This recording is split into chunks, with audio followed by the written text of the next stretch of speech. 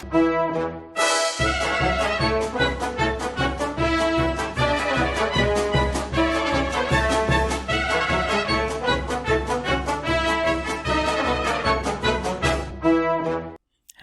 and welcome to Mr. East's Classroom. I'm Mr. East. I'm very happy to have all of you with me today. This is the introductory video for United States history. If you're here and you're in U.S. history, you've come to the right place. Congratulations. So in today's video, I want to introduce everybody to the class, explain what we're going to be doing, flesh out what the content will look like. But for your purposes, all I want you to do today is listen attentively and think. I'm not asking you to take any notes. This is an introduction. So first on our agenda, what are we doing this year? So as most of you know, hopefully all of you know, we're working on a hybrid schedule right now to deal with the current pandemic situations. That means that half of our time is going to be spent learning away from the classroom at home on remote days, and the other half is going to be spent in the classroom on in-class days. What I've gone ahead and decided to do is make most of your content delivery take place on remote days. So anything that would traditionally be done in a note-taking, listening to content delivery type format is going to be done at home on YouTube videos with additional, sometimes textbook reading, primary source reading. And I think that this is going to be probably the best and most efficient way to do it. And hopefully, as I get better at this, and as I get y'all's feedback, we can make this pretty enjoyable.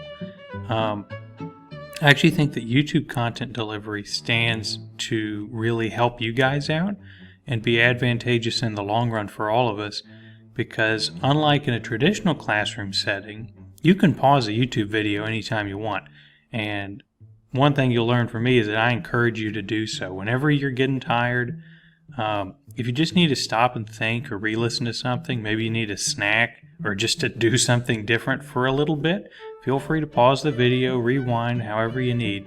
These videos are for your benefit and you can use them however you see fit. Now, the advantage to a hybrid format is that we do actually get some in-class time together, which is going to be really beneficial. I want to use that in-class time to really do some interactive activities, a lot of discussion. I think that's some of the most fun stuff you do in a history class, and we're going to be doing a lot of it. But in order for all of that to work, you guys are going to really have to hold up your end of the bargain and watch the video content, which will have certain accountability assignments attached to it, which is going to be happening in all classes across Brother Martin. But I think that pretty much covers this. For basically every remote day, I'm going to try and have a video ready for y'all to do or to watch. And that'll prepare us all for in-class activities. But we'll explain that more when we see each other in person. For now, let's dive into the real meat of the matter and get down to what we're going to be covering this year and introduce U.S. history to all of you.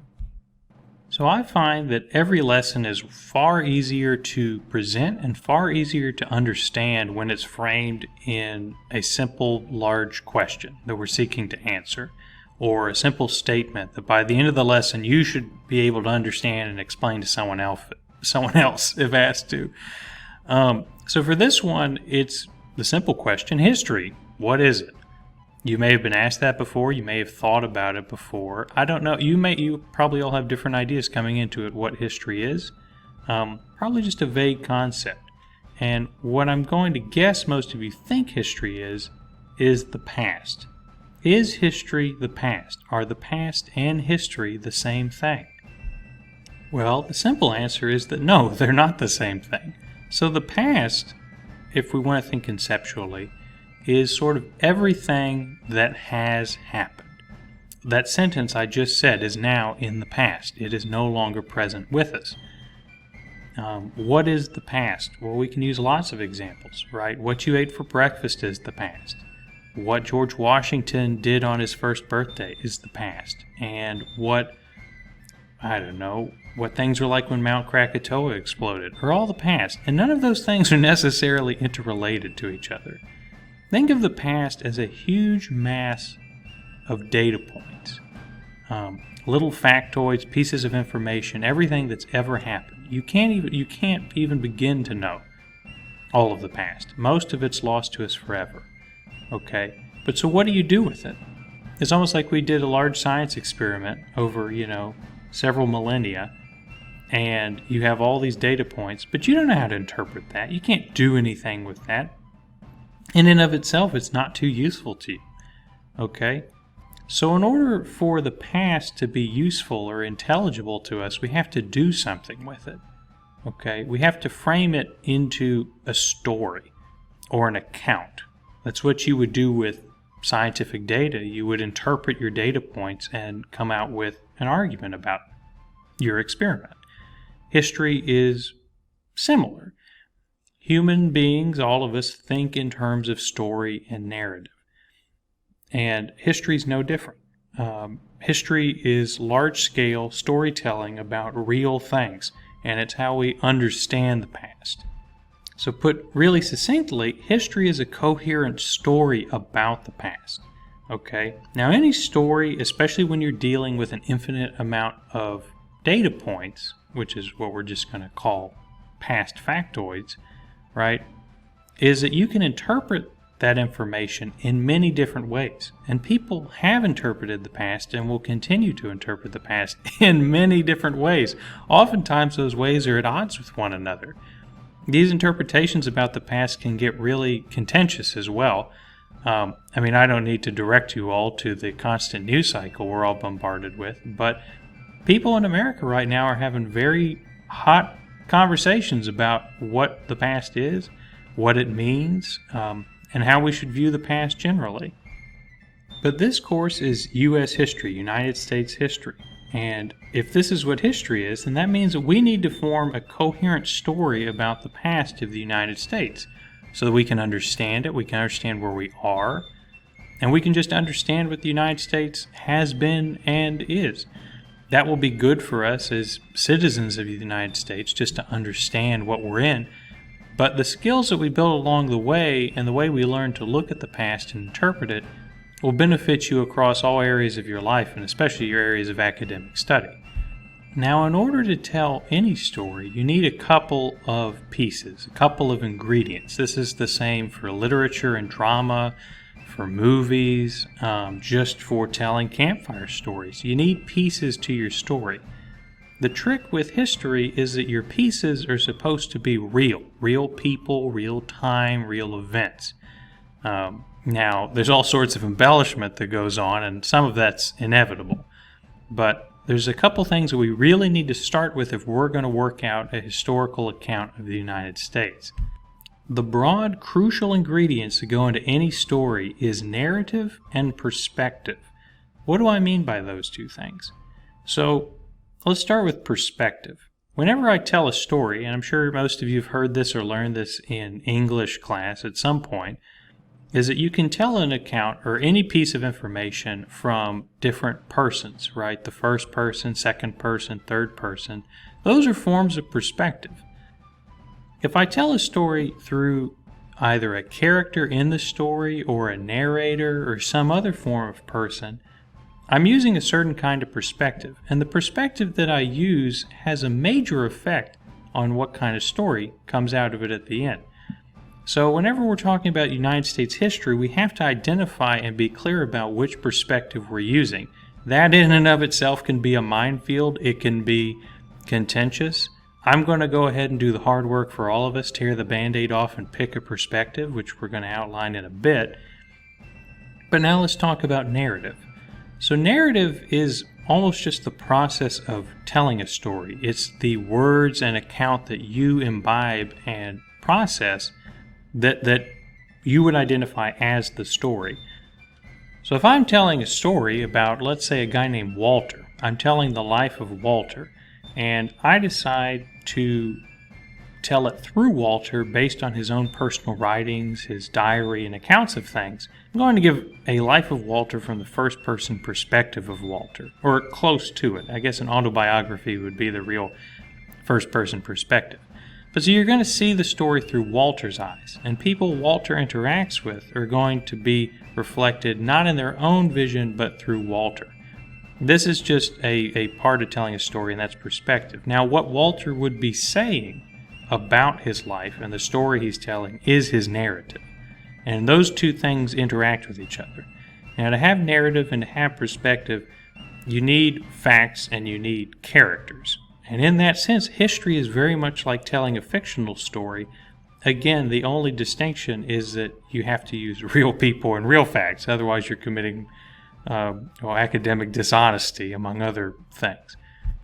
So those two facts taken together lead us to the natural question, what's our perspective? And from our perspective, what's the story? What's the narrative we're going to tell? Now, what perspective should be used in telling United States history, again, has been a very contentious issue in present day. Some people, you may have heard, want to, are seeking to reassess where we begin U.S. history, whose perspective we tell it from, trying to include multiple perspectives. Sometimes there'll be issues of, whose perspective are we seeing things from whenever European settlers come in and take Native American land and that sort of thing. Whose perspective is being expressed. So before we can start this, we're going to have to pick a perspective, which I'm going to do in a moment, and use that to explain American history. Now, in this video, I'm not going to explain all of the why reasoning for the perspective. Much of that will come later. I'm just going to set it up for you so you can kind of understand how we're going to approach American history. One note before we begin that process is that we are going to be looking at American history as the history of American civilization. Civilization can be a big and scary word, but really it means things that are pretty common sense and simple. Shortly, it refers to a set of people over time with shared customs, beliefs, values, who work together in an organized way, and who have kind of a shared, broad sense of collective consciousness. If you are part of the same civilization, you share a similar shared perspective as other people in that. Well, we're going to flesh that out as we go, and I'll make arguments, but you'll make your own arguments too for why you either agree or disagree with the story we tell about what is American civilization, what has it been, where is it going. So I want you to consider two men who lived roughly 400 years apart. We're going to start with a gentleman who you've all heard of before, I'm certain, and who's been in the news quite a bit lately too, and that's Christopher Columbus. It's a trite expression, but I think we all know that Christopher Columbus sailed the ocean blue in 1492. He's generally viewed as the guy who discovered America and began a large period of exploration on behalf of Europeans. And that's true. So in a very traditional account of sort of Western Hemisphere American history, Christopher Columbus is a character who has been the starting point for many. On the other hand, we have a guy who I would have to imagine most of you have not heard of, and that's Frederick Jackson Turner, who was one of the first major and famous academic American historians. For shaping our narrative, at least for the first semester, Christopher Columbus is going to be our starting point, and I'm going to argue that our perspective on American history will start with Columbus's voyage in 1492, and for this first section, we're kind of going to end it with Frederick Jackson Turner's observations at the end of the 19th century. And I think you'll find, or I hope you'll find, that these two gentlemen serve as very helpful bookends for understanding a coherent story, a history of American civilization for about 400 years. So Columbus. Why start with Columbus? Why not start with the Native Americans who had been here for a long, long time, centuries, possibly millennia before Columbus? Or why not start with the Vikings who we know found parts of Canada early in during the High Medieval period? Or why not talk about other explorers or possibilities of explorers from Africa or Asia who might have discovered America first? Well, the reason we're starting with Columbus is because Columbus is the guy who pretty much undisputedly began the modern period of European interaction with the Western Hemisphere. Now, that's a whole jumble of complex words, but what does it mean? Columbus is the guy who, during our current period of time and consciousness, introduced the European perspective into the Americas. So, if we're taking that as our starting point, well, what's that say about American history and American civilization? Well, the argument here is that American civilization began as an outgrowth of the European tradition and European perspective. That's going to be evident in America's religious practices, in its cultural practices, its language, its legal traditions and customs, and the very way that Americans, the early settlers who would become Americans at least, viewed themselves.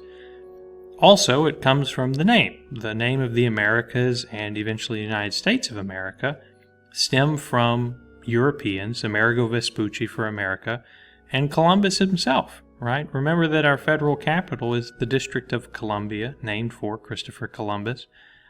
Numerous cities, buildings, events are all named for Columbus. And that phenomenon of naming things after Columbus actually develops a little bit later. But for some reason, Columbus and that initiation of European exploration and settlement of America kickstarts this time period. And that's how we're going to begin our story. Now, while beginning this first segment of American history with Columbus may not have surprised you, what probably is surprising you, or maybe even confusing you, is why I've thrown in a guy, Frederick Jackson Turner. Well, Turner's pretty important in beginning how Americans understand their own history.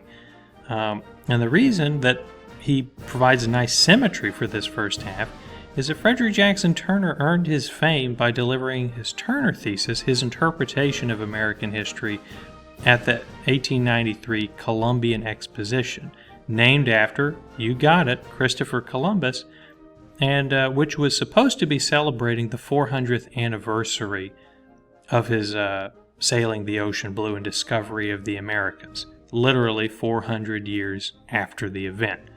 Now, at the Columbian Exposition, where you had all sorts of inventions and academic achievements being showcased by mostly American notables, Turner gave his interpretation of American history. And that was that in the census that had just come out in 1890, it had been discovered that there was no evident area in the continental United States that could be classified as a frontier. And this comes to be known as the frontier thesis. I don't expect you to remember all of that, but the crux of what he was saying was that he and his contemporaries were witnessing the end of an era in American history, because there was no longer a clear frontier that existed for Americans to be exploring, settling, and developing. So in a way, the frontier had closed, and America was now turning the page onto a brand new period of history. That's because Turner thought that American development history had been shaped by the expansion of a frontier zone and the settlement of new land for pretty much its entire existence. Now, by choosing Turner as the endpoint for this first section of American history and Columbus as the beginning point, you can kind of see a broad historical story being suggested there. Right? Columbus began the current, or the successful, from a European perspective, exploration and settlement of the Americas. And Turner comes to sort of announce its conclusion, that there is no more, quote, empty land, unquote, to explore and settle. And so the theme that connects those two gentlemen and that tells a story throughout is the conquest, exploration, and settlement of a continent, of a nation, that's going to be known as the United States of America. It's the story of a civilization unfolding itself and expanding and establishing itself over a given piece of land, over a given period of time. And that, put together, is our perspective and broad narrative that we're going to be discussing for this next semester. So if we had to give our class a name for the next semester, we would call it American Conquest, from 1492 to 1900. Now, I don't want you right now to know those years or everything in between or where we're going, I just want to give you a broad idea for how we're going to be talking about things and what perspective we're going to be using. Alright? And hopefully that should put the entire class into context, and that's something I want to constantly be doing throughout the year, is putting us in context, showing you where we are in the story so that it all makes sense to you. I hope that you've enjoyed this video. We'll be talking more in class about how these videos will be used, and I look forward to your feedback and seeing you all in person. So for now, have a good day.